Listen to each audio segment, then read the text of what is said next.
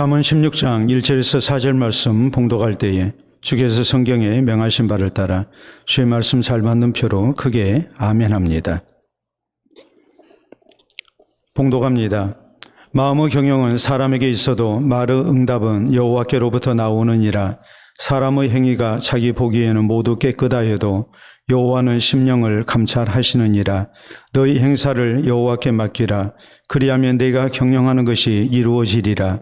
여호와께서 온갖 것을 그 쓰임에 적당하게 지으셨나니 악인도 악한 날에 적당하게 하셨느니라. 아멘. 세계적인 여론 조사 기관인 갤럽이 있습니다. 이 갤럽에서 어떤 사람이 가장 행복한 사람인가 조사를 해봤습니다. 그랬더니 가장 행복한 사람은 하나님에 대한 믿음과 또 함께 하신 하나님에 대한 생생한 체험을 소유한 사람으로 나타났습니다. 무슨 일을 만나든지 염려하는 대신 살아계신 하나님을 굳게 믿고 또 이 하나님께 모든 것을 맡기고 사는 사람, 이런 사람이 가장 큰 평안을 누리고 있었고 또 행복감을 맛보면서 사는 걸로 나타난 것입니다. 우리 성도가 모든 일을 하나님께 맡기고 사는 것이 참으로 중요하고 복되다는 것을 아울러 가르칩니다. 그러므로 오늘 본문 성경 3절은 우리 성도에게 이렇게 강조합니다. 너희 행사를 여호와께 맡기라. 그리하면 내가 경영하는 것이 이루어지리라라고 말씀하십니다. 우리 성도가 세상을 살면서 우리의 모든 일을 하나님께 맡기고 살 때에 우리 하나님께서 허락하시는 아름다운 결과가 있다고 약속하고 계십니다. 사랑하는 성도 여러분, 계속되는 무더위 속에 우리의 몸과 마음이 지치고 힘든 때입니다. 무엇보다도 쉼이 필요한 때입니다. 이런 때일수록 우리 성도는 하나님을 향한 신앙 가운데 우리가 진정한 쉼이 어디 있는가를 바로 알아야 됩니다. 그래서 하나님께서 우리에게 주시는 쉼을 얻고 또 새 힘을 얻는 복된 신앙생활을 할 수 있어야 됩니다. 그러므로 이 시간 우리 모두 본문 성경을 통해서 왜 우리의 모든 행사를 여호와께 맡기고 살아야 되는지 우리가 그 이유를 분명하게 살펴봐야 됩니다. 그래서 무슨 일을 만나든지 우리가 바른 신앙 자세로 하나님께 맡겨드리고 그래서 하나님께서 주시는 평안과 선한 결과를 누리면서 사는 복된 성도들이 되어야 될 것입니다. 그러면 우리 성도는 어떤 신앙 자세로 우리의 모든 일을 하나님께 맡겨드려야 됩니까? 우리는 첫째로 하나님께서 우리의 생사와 복을 주장하고 계심을 믿고 모든 일을 하나님께 맡겨드려야 됩니다. 1절에 보면 마음의 경영은 사람에게 있어도 말의 응답은 여호와께로부터 나오느니라라고 말씀하십니다. 사람이 아무리 여러 가지 계획을 세운다 할지라도 하나님께서 허락하셔야만이 그 계획이 이루어진다고 말씀하고 있습니다. 그러므로 우리가 잘 아는 잠언 16장 9절에 있는 말씀을 보면 사람이 마음으로 자기의 길을 계획할지라도 그의 걸음을 인도하신 이는 여호와시니라라고 우리에게 분명하게 힘주어서 강조합니다. 내 인생을 내가 사는 것 같고 내가 계획을 세우고 내 의지와 노력으로 그 목표를 향해서 나아간다 할지라도 이런 모든 일에 하나님의 허락과 하나님의 도우심이 있지 않냐고는 우리가 원하는 결과를 얻을 수 없는 것이라고 우리 인간의 유한함에 대해서 그리고 하나님이 살아계셔서 온 세상 일을 홀로 주장하고 계심을 우리의 생사복의 주인 되심을 성경은 분명하게 선언하고 있습니다. 그렇기 때문에 우리 성도는 하나님께서 세상 모든 일을 또 나의 생사복을 홀로 주장하고 계신다는 것, 이것을 한순간도 잊어서는 안 됩니다. 그리고 우리의 모든 일을 하나님께 맡기고 살아야 됩니다. 하나님의 평안과 선한 결과를 우리가 허락받아야 됩니다. 특히 우리가 어려운 일을 만날 때에 이런 어려운 일로 인해서 우리의 마음이 심란하고 불안하고 우리가 편치 못하게 될 때에 그럴 때일수록 우리는 하나님 앞에 모든 일을 맡기고 하나님의 주시는 평안의 복을 누리는 성도가 되어야 됩니다.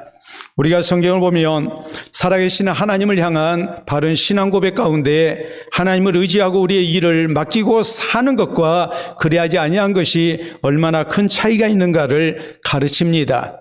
이스라엘에 아하시아 왕이 있었습니다. 그가 높은 데서 떨어져서 중상을 입었습니다. 치료를 해봐도 낫지 않습니다. 아무래도 죽을 것 같습니다. 불안합니다. 잠을 잘 수가 없습니다.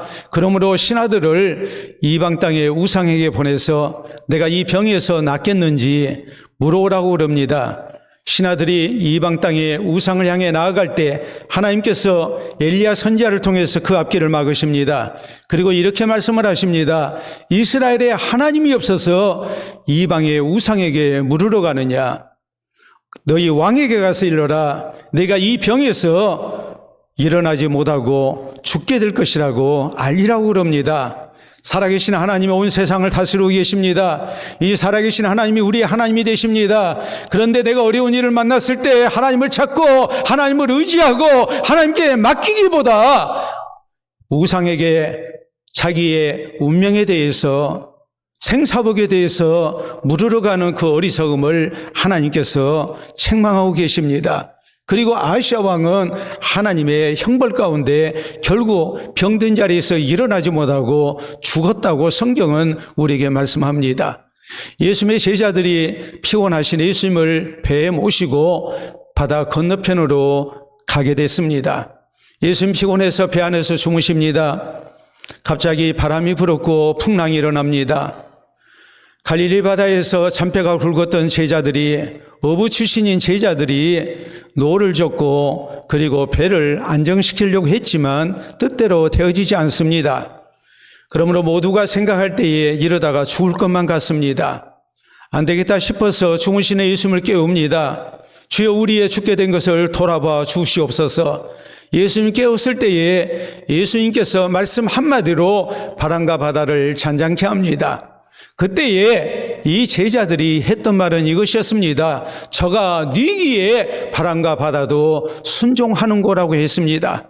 우리 예수님은 세상을 창조하신 분이요 세상의 모든 일을 다스리고 계시는 분이기 때문에 얼마든지 바람과 바다를 잔잔케 하실 수 있는 전능하신 주님이신 것을 이 제자들이 잊어버린 겁니다.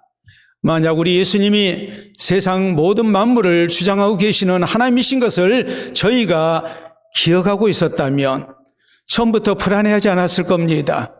죽겠다고 생각하지 않았을 겁니다. 고민하지 않았을 것입니다. 예수님을 깨우고 예수님께 다 맡겼을 것입니다. 그런데 우리 주님이 누구신가를 잊어버렸기 때문에 저희는 쓸데없는 불안과 염려 속에 죽겠다고 아우성이었던 것입니다.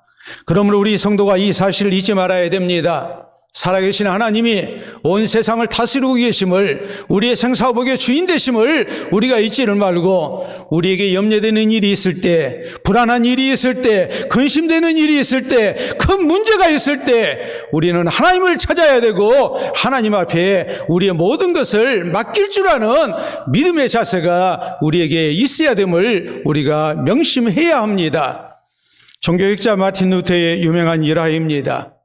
섬기는 교회가 곤란한 문제가 생겨서 루터는 큰 염려를 할 수밖에 없었습니다. 고민하다 보니 잠이 오지가 않습니다. 그러다가 루터는 깨닫는 것이 있었습니다. 그래서 하나님께 이런 유명한 기도를 드립니다. 하나님, 이 세상이 누구의 것입니까? 하나님의 것이 아닙니까? 하나님께서 창조하고 다스리고 계시지 않습니까? 하나님, 이 교회는 누구의 것입니까? 하나님께서 세우시고 돌보고 계시는 교회 아닙니까? 그러므로 하나님, 나는 더 이상 염려하지 않겠습니다. 하나님께서 다 알아서 하십시오. 나는 잠자러 갑니다. 하나님 부탁합니다. 루터는 그렇게 기도했습니다. 하나님께서 세상을 다스리고 계심을 기억할 때, 하나님께서 우리의 생사복을 홀로 주장하고 계심을 기억할 때에 더 이상 염려와 불안 속에 살아서는 안 된다는 결론을 얻었던 것입니다. 그러므로 하나님께 모든 일을 기도로 다 맡겨드립니다. 더 이상 염려하지 않습니다. 고민하지 않습니다. 걱정하지 않습니다. 그럴 때 그는 비로소 평안한 잠을 잘 수가 있었습니다. 그리고 얼마 후에 모든 문제는 루터가 하나님 앞에 기도로 맡겼던 대로 아름답게 선이 해결됐다는 것을 루터는 체험했다고 고백합니다.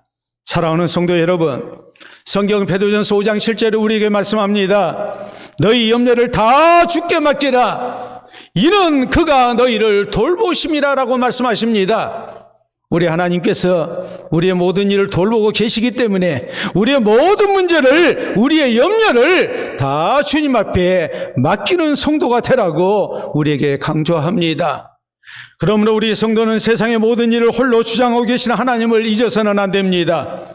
하나님께서 우리의 생사복을 홀로 주장하고 계심을 잊어서는 안 됩니다. 오늘 내가 내 문제를 가지고 고민하고 잠 못 자고 염려와 근심 속에 사는 어리석음이 우리에게 있어서는 안 됩니다. 오히려 이런 모든 것까지 우리가 하나님 앞에 믿음으로 다 맡길 수 있어야 됩니다. 우리의 염려가 기도로 승화돼야 됩니다. 우리의 염려가 변해서 기도가 돼야 됩니다. 그래서 진정한 평안을 누리고 또 하나님께서 허락하시는 선한 결과를 허락받고 우리의 근심이 변해서 하나님을 향한 찬송이 되는 아름다운 은혜가 우리에게 있기를 바랍니다. 두 번째로, 우리 성도는 하나님께서 우리의 심령을 감찰하고 계심을 믿고 모든 일을 하나님께 맡기고 살아야 됩니다. 2절에 있는 말씀을 보면 사람의 행위가 자기 보기에는 모두 깨끗하여도 여호와는 심령을 감찰하시느니라라고 말씀하십니다. 감찰이라는 말은 다 살피고 알고 있다는 뜻입니다. 그러므로 여호와는 심령을 감찰하시느니라라는 이 말씀의 의미는 하나님께서 우리의 외적인 것도 다 보고 계시지만 우리의 마음 속까지도 하나님께서 다 알고 계신다는 뜻입니다. 그러므로 성경이 우리에게 하시는 말씀이 무엇입니까? 사람의 행위가 자기 보기에는 모두 깨끗하여도 여호와는 심령을 감찰하시느니라. 우리 성도가 하나님 앞에서 어떤 신앙자세로 살아야 하는가를 말씀합니다. 남들 보기에는 깨끗해 보여도, 자기가 생각할 때는 의로운 것 같아도 하나님은 우리의 마음속 깊은 것까지 다 살피고 계시기 때문에 우리의 마음 속까지도 하나님 앞에 바른 모습이 되어야 된다는 말입니다. 항상 우리가 하나님 앞에 의롭고 바르게 살아야 함을 먼저 강조합니다. 그리고 두 번째로 오늘 본문과 더불어서 이 사실은 우리에게 참 중요한 가르침을 얻게 합니다. 그것은 다름이 아니라 하나님께서 나의 모든 문제, 고민, 힘든 것 다 알고 계신다는 말입니다. 그렇기 때문에 이 하나님께 우리의 모든 일을 다 맡기고 살아야 된다고 이렇게 강조합니다. 우리가 세상을 살면서 그렇습니다. 내게 염려가 있고 근심이 있습니다. 큰 문제가 있습니다. 그런데 우리는 아무에게나 함부로 얘기하지 못합니다. 내가 마음 터놓고 얘기할 수 있는 상대는 한정되어 있습니다. 내 아픔을 얘기했을 때 상대가 잘 받아줘야 하고 공감을 해줘야 합니다. 공감하지 못하는 사람에게는 내 마음을 털어놓고 얘기하지 못합니다. 또 하나, 내가 얘기했을 때에 나를 도와줄 수 있는 능력이 있는 사람에게 얘기를 해야 합니다. 그러지 못한 사람에게 얘기를 하면 걱정만 더 커집니다. 그리고 상대에게 부담 줍니다. 근데 세 번째 더 중요한 것은 나를 도와줄 수 있는 사람에게 우리가 얘기를 해야 된다는 사실입니다. 공감도 했고 나를 도울 수 있는 능력도 있는데 나를 도와줄 생각이 없는 사람이라면 얘기해놓고 부끄럽습니다. 속상합니다. 불쾌합니다. 그렇기 때문에 아무에게나 우리가 얘기할 수 있는 문제가 아닙니다. 그렇기 때문에 오늘 성경이 우리에게 말씀하시는 것은 무엇이겠습니까? 우리의 생사복을 주장하시는 하나님, 내 모든 문제를 알고 계시고 나를 이해하시고 돕기를 원하시는 하나님이시기에 우리가 이 하나님 앞에 우리의 모든 것을 맡겨야 된다고 성경은 강조하고 있는 것입니다. 우리는 마땅히 이 세상을 살면서 힘들고 어려운 문제를 만날 때마다 이 감찰하시는 하나님을 기억해야 합니다.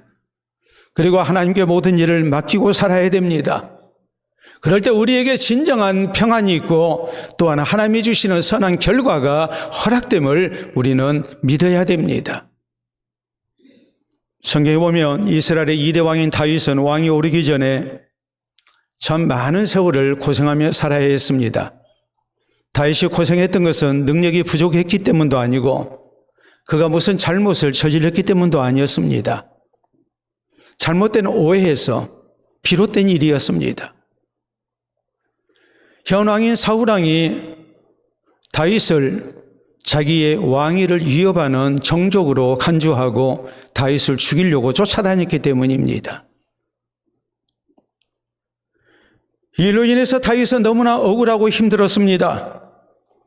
그래도 다윗은 낙심하지 않습니다. 왜냐하면 나를 감찰하시고 나를 알고 계시는 하나님을 저는 분명히 믿고 살았기 때문입니다.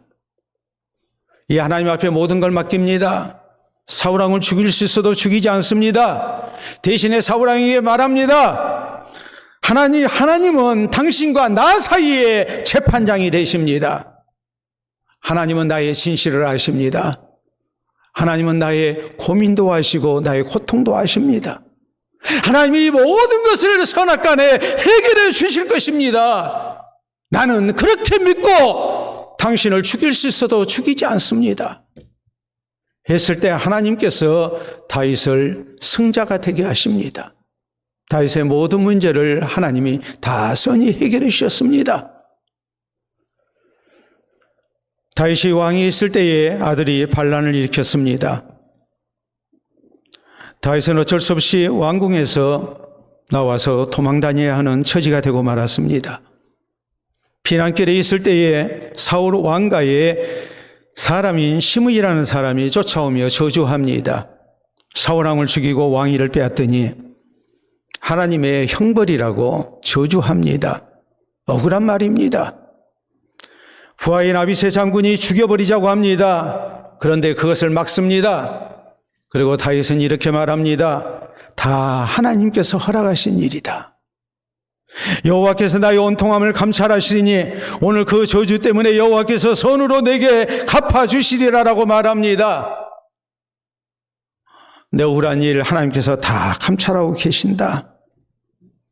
이 하나님이 다 선히 해결해 주실 것이다. 좋으신 하나님을 믿고 다 맡겨드립니다. 그럴 때 이 문제까지도 하나님이 다 선히 해결해 주십니다. 우리 예수님께서는 제자들에게 우리들에게 말씀하십니다. 마태복음 6장에 보면 우리가 세상을 살다 보면 염려하는 일이 많을 수밖에 없습니다. 무엇을 먹을까, 무엇을 마실까, 우리가 무엇을 입을까 하며 우리에게 많은 염려가 있을 수밖에 없습니다. 이런 형편 속에서 우리 예수님은 말씀하십니다.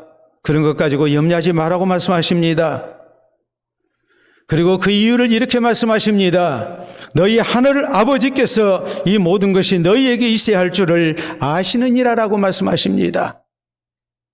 오늘 하나님은 내 고민도 아시고 가장 선한 길도 아시고 내 피로도 다 알고 계신 하나님이요 거기에 대한 해답도 준비하고 계시는 하나님이라는 말입니다. 그러므로 이 하나님, 이 좋으신 하나님을 믿고 하나님 앞에 우리가 다 맡기는 사람이 돼야 된다고 우리 주님은 강조하셨습니다. 미국에 펜이라는 그리스도인이 있었습니다. 백화점 사업을 하는데 사업이 잘 돼서 그는 크게 부한 사람이 됐습니다. 그런데 1929년에 미국에 또 전 세계적인 경제 대공황이 찾아와서 하루아침에 망하고 맙니다. 많은 빚을 졌습니다. 날마다 빚쟁이들에게 시달리고 있습니다. 심한 재정난을 겪게 됐고 여기에서 벗어날 방법이 없었습니다. 그러므로 날마다 걱정과 염려 가운데 잠을 잘 수 없었습니다. 급기야는 건강이 악화가 됐습니다. 우울증에 걸리고 말았습니다. 병원에 입원했지만 차도가 나타나지 않습니다. 결국 그는 유서를 쓰고 죽을 생각을 했습니다. 그러다가 귀에 익숙한 찬송 소리를 듣게 됩니다. 어려서부터 많이 불렀던 찬송이었고 자주로 들었던 찬송이었습니다. 사업하느라 하나님을 떠나 살았는데 그 찬송 소리를 들었을 때에 하나님을 향한 신앙이 조금 생겨났습니다. 찬송 소리가 나는 곳으로 가봤더니 병원 외진 곳에 조그만 예배실이 있었고 거기에 의사와 간호사, 직원 등 10여 명이 모여서 기도회를 하고 있었습니다. 이들이 불렀던 찬송은 우리가 설교 후에 부르게 될 382장 너 근심 걱정 말하라입니다. 그 가사를 통해서 페이니는 굉장한 위로와 힘과 소망을 갖게 됩니다. 그 가사는 이렇습니다.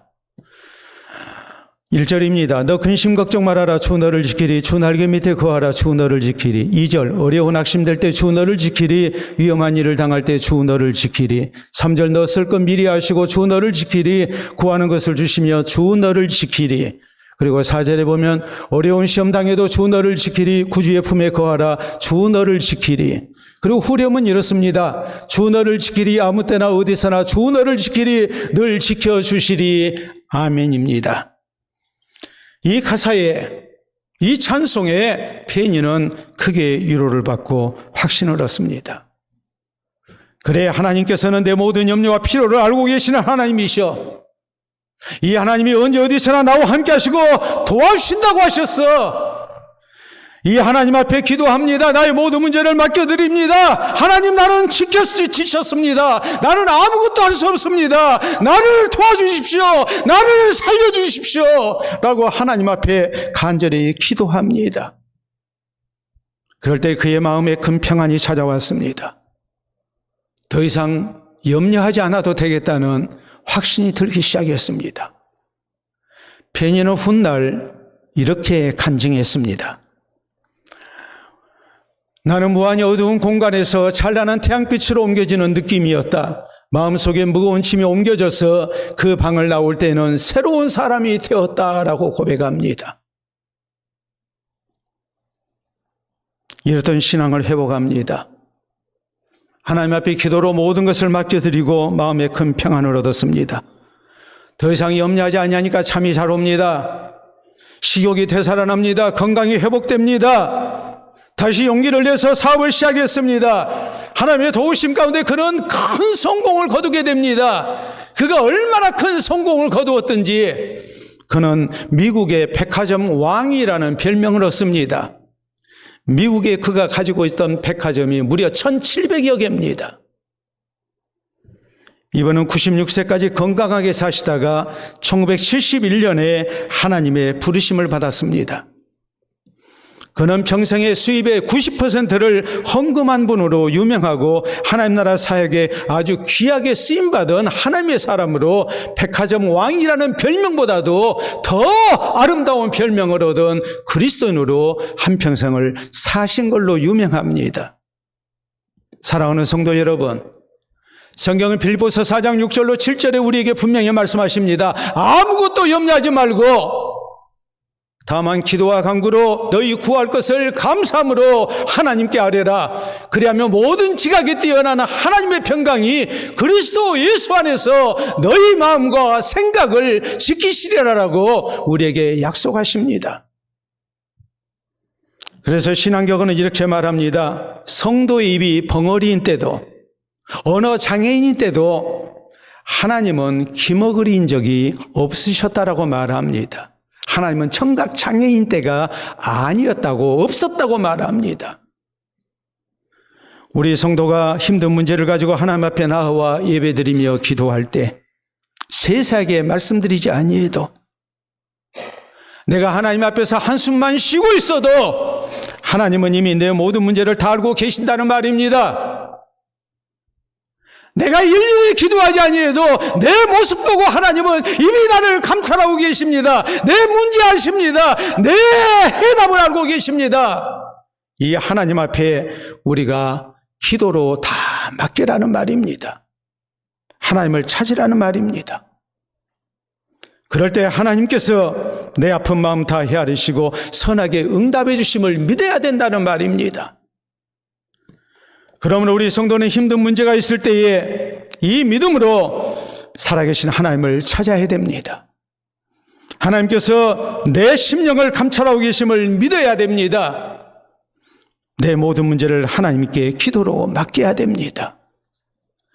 그래서 하나님이 주시는 평안을 얻고 우리 하나님이 주시는 선한 결과를 허락받는 은혜가 우리에게 있기를 바랍니다. 세 번째로 우리 성도는 나를 향하시는 하나님의 선하심을 믿고 모든 일을 하나님께 맡기고 살아야 됩니다. 4절에 보면 여호와께서 온갖 것을 그 쓰임에 적당하게 지으셨나니 악인도 악한 날에 적당하게 하셨느니라라고 말씀하십니다. 이 세상을 창조하시고 다스리고 계시는 우리 하나님께서는 모든 피조물들을 다 필요해서 창조하셨다고 말씀합니다.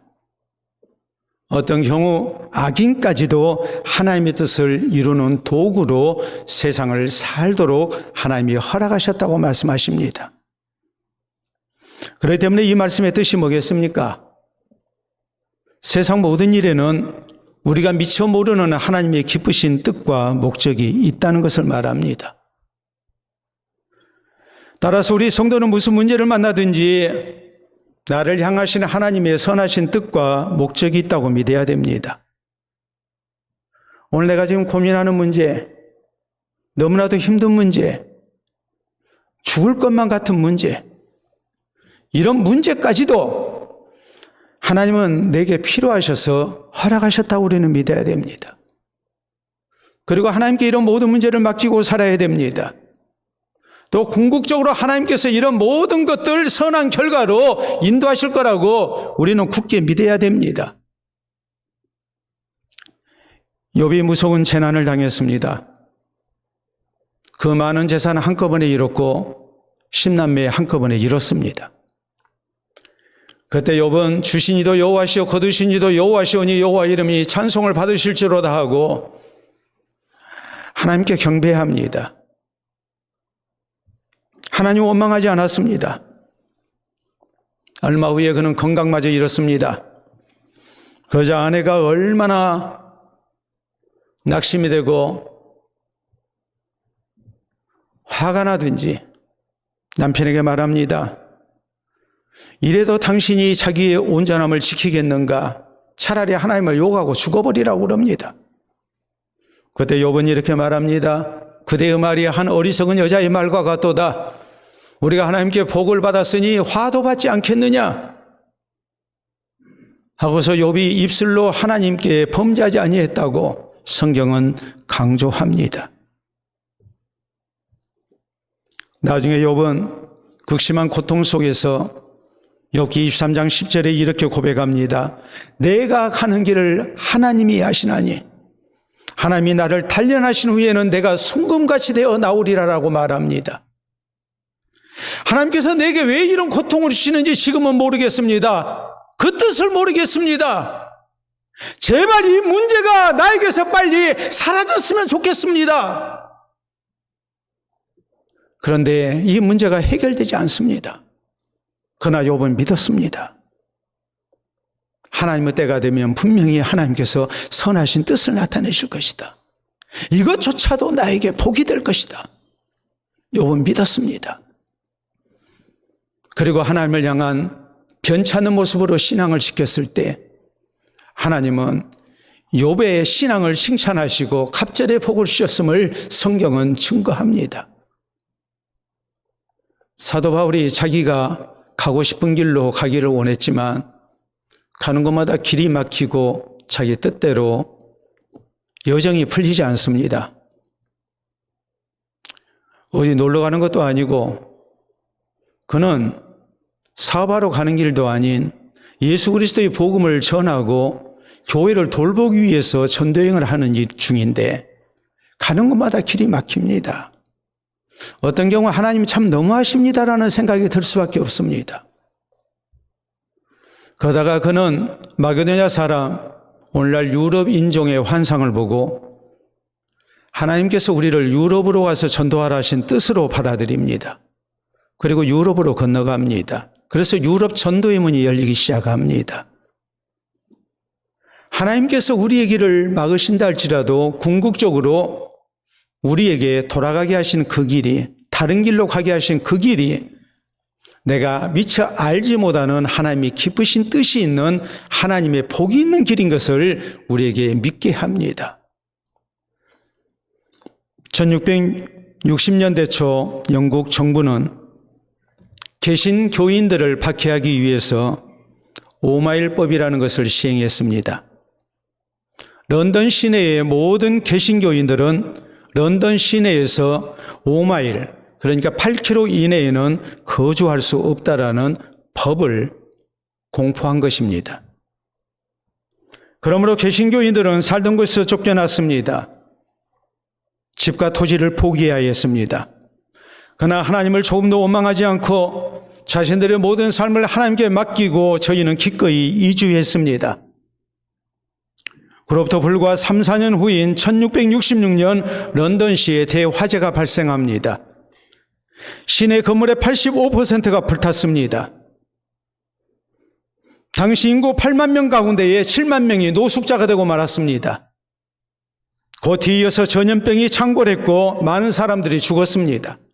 얼마나 큰 화재였든지 간에 시신을 찾을 수 없을 정도로 시신이 다 불타버렸고 사람들이 죽었습니다. 이 런던 대화재는 역사적으로 세계 3대 화재 가운데 들 정도로 아주 큰 사건입니다.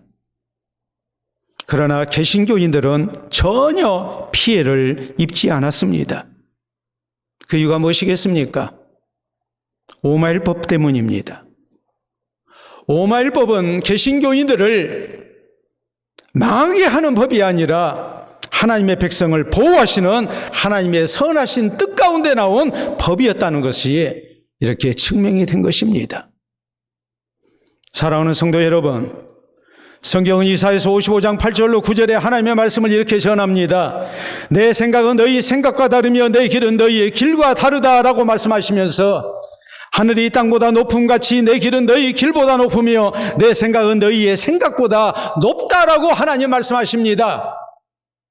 우리가 함부로 하나님의 하시는 일을 판단해서는 안 된다는 말입니다. 내가 이해할 수 없는 문제 속에서도, 일 속에서도, 사건 속에서도 하나님의 선하신 뜻이 분명히 있음을 우리에게 믿으라고 성경은 말씀하십니다. 우리가 잘 아는 로마서 8장 28절 말씀은 우리가 알거니와 하나님을 사랑하는 자, 그의 뜻대로 부르심을 입은 자들에게는 모든 것이 합력하여 선을 이루느니라라고 말씀하셔서 우리가 좋든지 싫든지 그 일이 나에게 힘들든지 손해가 되든지 어떤 상황에서든지 우리가 좋으신 하나님을 신뢰하고 믿음의 자리에서 이탈해서는 안 됨을, 좋으신 하나님을 믿고 기다려야 됨을 우리에게 강조합니다. 그러므로 우리 성도는 무슨 문제를 만나든지 이 하나님의 선하심을 믿어야 됩니다. 하나님께서 선하신 뜻 가운데 이 문제를 내게 허락하셨다고 우리는 믿어야 됩니다. 이 문제를 통해서 하나님께서 나에게 선한 결과 주실 것이라고 우리는 믿어야 됩니다. 이 믿음 가운데 우리의 모든 일을 하나님께 맡기고 사는 성도가 되어야 됩니다. 그래서 하나님 주시는 평안의 복을 누리고 또 선한 결과를 허락받는 은혜가 우리에게 있기를 바랍니다. 이스라엘 성지순례를 가게 되면 꼭 들르는 곳이 있습니다. 바로 사해입니다. 사해는 염도가 보통 바다보다 훨씬 높습니다. 보통 바다는 염도가 3% 정도 됩니다. 근데 사해는 그보다 10배, 30%에 달합니다. 또 광물질이 굉장히 많이 포함되어 있습니다. 그렇기 때문에 굉장히 바닷물이 아주 씁니다. 짠 게 아니라 씁니다. 그리고 생물이 살 수가 없습니다. 그러므로 사람들은 이 바다를 죽은 바다, 사해라고 부릅니다. 성경은 그런데 사해라고 하지 않고 염해라고 기록을 했습니다. 소금 바다라는 말입니다. 이 염해의 바닷물은 눈에 들어가면 굉장히 쓰리고 아픕니다. 시력을 잃을 수도 있습니다. 근데 놀라운 특징은 뭐냐면 들어가면 몸이 뜨는 거예요. 몸이 떠요. 수영을 전혀 못해도 떠요. 아주 높은 염도 때문에 부력이 굉장히 크기 때문에 사람이 뜨는 거예요. 그런데 뜨기 위해서는 꼭 지켜야 할 원칙이 있어요. 그거 뭐냐면 수영하면 안 돼요. 물장구 쳐서는 안 돼요. 온몸에 힘을 빼고 그냥 가만히 누워있기만 하면 돼요.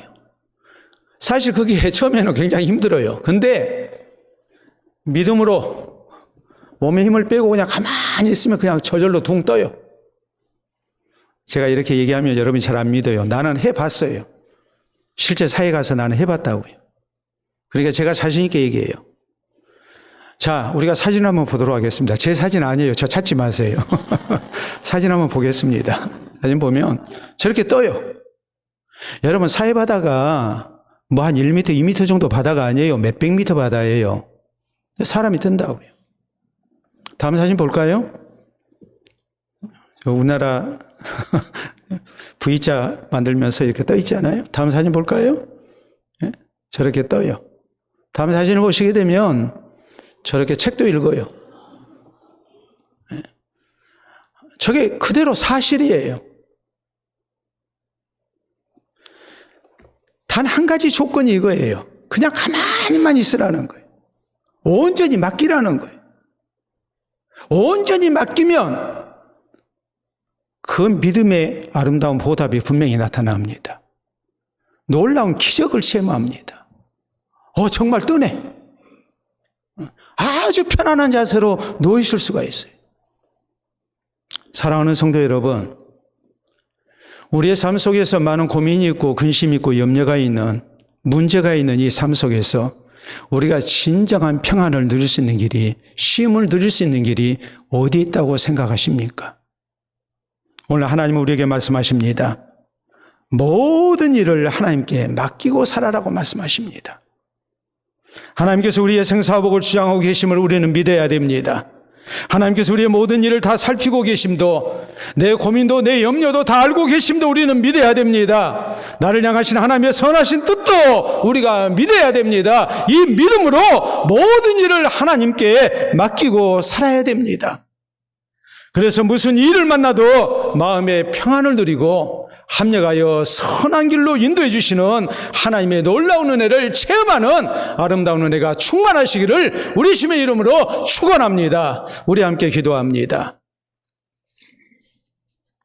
휴가철입니다. 휴가 가고 싶습니다. 쉬고 싶습니다. 그러나 그때뿐이라는 것, 다녀오면 오히려 더 피곤하다는 것도 우리는 잘 압니다. 차라리 집에서 에어컨 틀어놓고 편히 있는 것이 진짜 휴가라고 생각하는 분들도 분명히 많이 있습니다. 우리 인생의 본질적인 문제, 내 고민되고 문제된 여러 가지 고달픈 일들, 우리가 어떻게 해야 진정한 쉼을 얻는 성도로서 우리가 세상을 살아갈 수 있겠습니까? 우리는 그리스도인으로서 하나님께 맡기는 길이 있습니다. 하나님께 믿음으로 다 맡겨야 됩니다. 오늘 주를 찾은 우리에게 하나님이 바라시는 것이 바로 그것입니다. 수고하고 무거운 짐 주님 앞에 다 기도로 맡기고 돌아가시기를 바랍니다. 우리 기도합시다.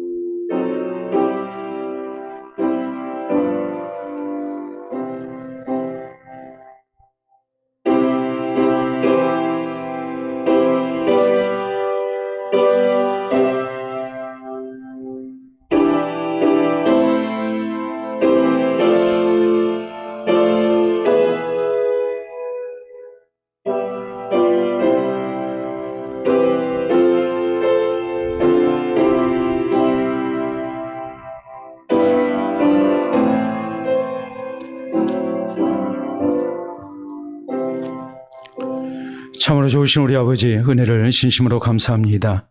삶에 지친 우리를 주의 전으로 불러주시고 살아계신 하나님, 우리의 생사복을 주장하신 하나님, 우리 아픔과 우리의 문제를 다 아시는 하나님께 기도로 맡겨드릴 수 있도록 은혜 주시니 참으로 감사합니다.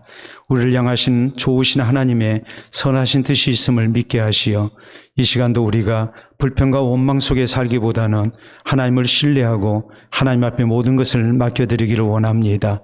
수고하고 무거운 짐을 주님 앞에 내려놓기를 원합니다. 주께서 우리를 편히 쉬게 해주시고 하나님만 주시는 큰 평안 가운데 우리가 돌아가게 하시고 살아계신 하나님을 기대하며 하나님을 의지하며 또 주를 힘입어 사는 가운데에 우리의 삶이 더욱더 생기 있게 하시고 힘 있게 하시고 승리를 향해 나아가는 발걸음이 될 수 있도록 주장해 주시옵기를 원합니다. 삶에 지친 사랑하는 성도들에게 하나님께서 그게 위로가 되어 주시고 새 힘을 허락하여 주시옵소서. 주를 생각할 때마다 우리에게 하나님의 위로가 있게 하시고 또 하나님을 향한 소망이 있게 하시고 또 살아계신 하나님 주시는 지혜가 있게 하시고 또 하나님이 주시는 힘이 있도록 주님 인도해 주시옵기를 원합니다. 그래서 우리 주님께서 우리의 삶 속에 함께 하시고 붙드시고 도우시는 은혜를 따라 어디에서 무엇을 하든지 참 평안을 누리게 하시고 선한 결과를 얻게 하시고 하나님 앞에 찬송하며 주님 앞에 영광을 돌려드리며 주의 전을 찾아 감사를 드리는 우리 모든 성도들 될 수 있도록 주장하여 주시옵소서. 감사하고 예수님 이름으로 기도하옵나이다. 아멘.